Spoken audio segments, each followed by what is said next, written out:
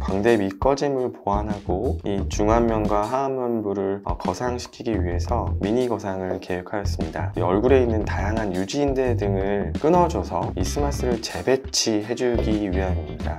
2주차가 되었는데 거의 흉터 라인들이 잘 보이지 않는 것을 확인할 수 있습니다.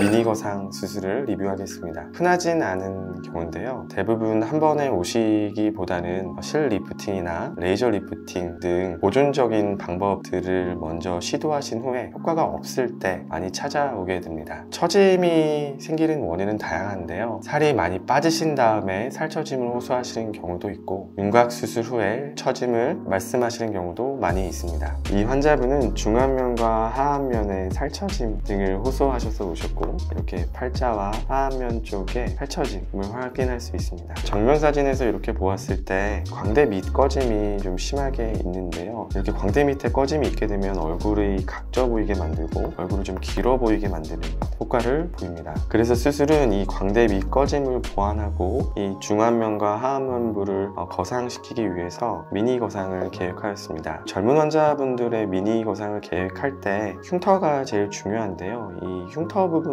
감추기 위해서 머리 안쪽으로 절개하는 경우도 있고 머리 바깥쪽으로 절개하는 경우도 있습니다. 이 두 가지의 차이점은 머리 안쪽으로 절개했을 때는 흉터가 적게 보이는 장점이 있는 대신 헤어라인이 뒤로 밀려서 오히려 중안면부가 좀 넓게 보이는 효과가 있습니다. 이 환자분은 이 중안면에서 이르는 거리가 좀 있는 편이고 헤어라인이 좀 뒤로 상방 이동하는 것에 대해서 걱정하셨기 때문에 헤어라인 절개를 고려하였습니다. 보이는 절개선은 주로 귀 앞에 한 2cm 그리고 귓볼 앞 1cm 정도가 되겠습니다. 시간이 지나면 귀 연골 쪽에 한 절개선은 거의 보이지 않게 되고 귓볼 뒤에 1cm 정도의 절개선도 잘 보이지 않게 됩니다. 수술 기록지를 한번 보시겠는데요. 우리가 스마스를 이용해서 리프팅을 할 때 가장 중요한 이유는 이 얼굴에 있는 다양한 유지인대 등을 끊어줘서 이 스마스를 재배치해주기 위함입니다. 미니 거상이라고 하더라도 저희 병원에서는 이 스마스에서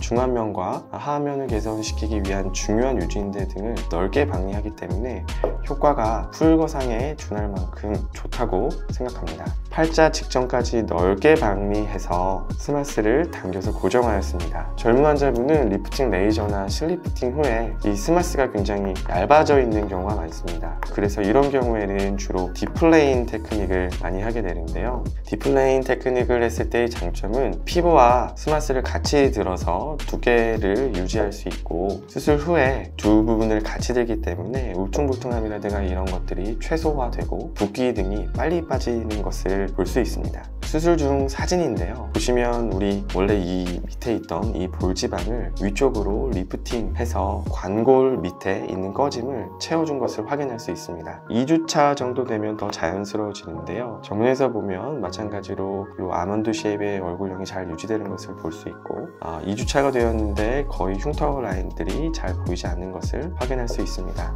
우리 얼굴을 옆에서 봤을 때 이 볼 쪽에 이 라인이 제일 중요한데요. 이 라인이 상방으로 이동해서 잘 어려 보이는 모양을 보이는 것을 볼 수 있고 마찬가지로 귀 모양이라든가 이런 거에 변형 없이 잘 보이지 않는 것을 확인할 수 있었습니다. 미니 거상 리뷰를 마치도록 하겠습니다.